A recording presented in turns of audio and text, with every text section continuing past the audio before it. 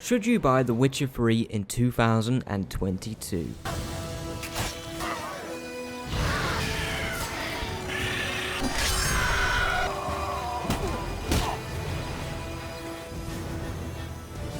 I made a review of The Witcher 3 in 2021, around March, right when the channel started, and with the next gen update getting closer and closer, I wanted to go back to it and see if The Witcher 3 is still worth it in 2022 despite the next gen update not coming out. Age can do many things. Sometimes positives come from it, but sometimes negatives crawl their way through, clawing at anything it can. But how does The Witcher 3 fare? Let's find out. We'll be talking story and gameplay with minimal spoilers, and let me know if you would want to see a spoiler review down the line, maybe when the next gen update releases. As always, let's start with the giant story many players fail to finish. The Witcher 3 story is absolutely huge. It's about the same length as Red Dead Redemption 2 when including some of the most important side quests in The Witcher 3, but because of that, The Witcher 3 still suffers from some pacing issues and inconsistencies in quality on a few side quests. As I said in my previous review, writing is key to building a world that you can immerse yourself in, and it's incredibly hard to do that for a game that's over 20 hours long, but this game is nearly 50 hours long. Entire side quests themselves are an hour long in some cases, especially the first few when you arrive in Skellige. Or Skellig, or Ard Skellig, or whatever they call it. I call it Skellige. Let's talk about the main quests first. You play as the Witcher Geralt and is tasked with finding a girl called Ciri who is connected to Geralt in many ways, and their connection is deep. This task forces you on a massive adventure across the wastelands of Velen to the vistas of Skellige, providing some incredible visuals, especially for a game that released in 2015.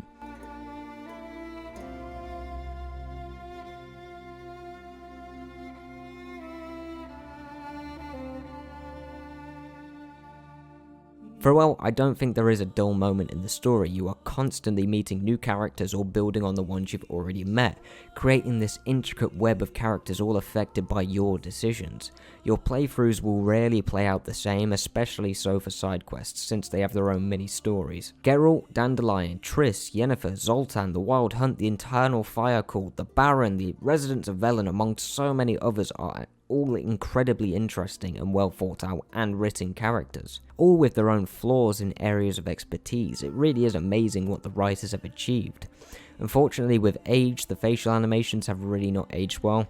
I mean, it's not a major issue, but lip syncing is all over the place, and animations in general, especially in dialogue section, definitely feel old. I mean, they always did feel old, even in 2015 when the industry was just advancing so quickly when it comes to animations and visual quality. But yeah, that still is one of the negatives, and probably the only negative that I really have for the story when it comes to The Witcher 3, and it's not even really a story thing, it's just an immersion thing. The story itself is fantastic though. Without spoiling anything, I thought The Witcher 3, even after my 6th or 7th playthrough and 250 hours on the PC version alone, is just simply amazing. Sure, there are times where it can get a bit tedious. For most of the game, you're just searching for Ciri, and with each character you meet comes a new obstacle slowing you down. But I think The Witcher 3 is written so well, and in a way that stops you from seeing them as filler, but more as lore, that's building more of the story, making the quest to find Ciri become ever more urgent, and I just loved it. The decisions you make throughout the game actually affect character fates and where the story goes in a lot of ways, but there are only 3 main endings, or outcomes, I should say outcomes. There are 3 outcomes with the story, but each outcome will have different characters or lack thereof if you make a lot of bad decisions that will appear in those outcomes. I think I got the best ending on my first playthrough, but ever since I always seem to get the bitter ending, the mid-ending, the bittersweet one, and it really does piss me off after a while, but you know, I made the decisions, it's my fault. The last bit I do want to mention about the story is the side characters. The side characters are all given an immense amount of care and quickly become main characters in a lot of ways. The Bloody Baron is a great example. His quest starts out as a side quest, but you realize pretty quickly that this supposed side quest has more layers than some just entire stories in other games, which is always fun to experience every time I go back to it. One time I got a really bad ending with that side quest, and I sat in my chair for a good 10 minutes sipping on my British tea thinking, that was fucked up. Overall, I love the story of The Witcher 3. It may not have the most creative plot, but screw the plot. Everything under it is just phenomenal, written with great care and gave me some of the most memorable characters I've ever been introduced to.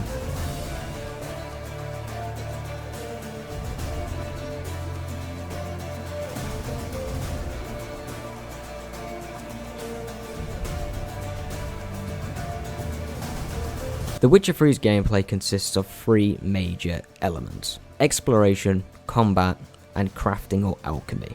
Exploration is amazing. Believe it or not, Ubisoft, you don't need to get rid of the minimap to make exploration good. The Witcher 3 nailed exploration. Around every corner is a new side quest or piece of gear, a new enemy type or treasure hunt, leading you to some really cool Witcher armor that is a feast for your eyes. You come across notice boards and small villages that provide you with some side quests you may have missed, as well as Witcher contracts that you can choose to do for a few more crowns in your pocket. You don't have to do any Witcher contracts, by the way. If you feel like you're going to be forced into just hunting one monster just to get to the next mission, no, you can choose to do these, you don't have to. Some of these side quests can lead you to characters of the previous games, which was a real surprise to me. It takes a lot of balls to put major characters in side quests, especially when there's so much history between your main character Geralt and those side characters. The combat is amazing as well. I said it got tedious in my previous review, but that playthrough, when I reviewed it, I really didn't experiment a lot. I abused science a fair bit and didn't focus on oils, potions, or anything like that, so this time I really enjoyed myself. Sure, you are just swinging your sword, spamming signs and dodging, but it's the enemy types that help to get you through those 50 or so hours of the game, and I'm not including the DLC in that. You have specific oils for specific enemies, potions that increase your damage or reduce damage that from specific enemy types. You have potions that let you see in the dark called Cat, the Cat potion. There's just so much. You got Thunderbolt, which increases your damage. You got Swallow that helps you heal quicker. It's just, there's a lot, man. There's a lot. You've got armor that suits your playstyles, whether you want more stamina or vitality. Vitality's health. It's all there. This is a really good combat system full of customizable elements that never seem to stop. Combining both the crafting elements with different effects for your gear and the combat system makes both systems feel expanded, and for me personally made me feel like I had limitless options.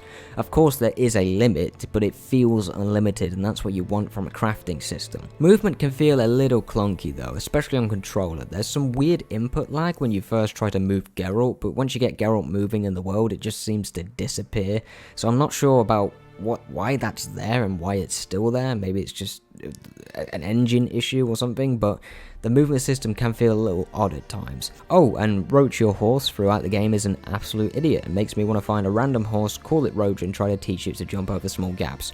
It really is annoying how Roach refuses to jump over certain areas, especially after 250 hours of it, so I tend to run if it's within like 300 meters, but if it's any more than that I do call Roach, but I just get off him when he pisses me off. Bosses are really cool as well. A lot of the time you can just use Quen, which is like this this free one-hit ability sign that you can get, so you cover yourself in this like weird magical armor and you can get hit once, but after that you're going to be attacked, but you can just redo it again. So if you just use that ability you'll be fine on normal difficulties, but if you want that Elden Ring kind of feeling then definitely play on harder difficulties, and don't forget to use your potions and oils. Full damage can be a little irritating since you take so much of it so inconsistently, but luckily there is a good autosave system in The Witcher 3 that makes it a little easier to take.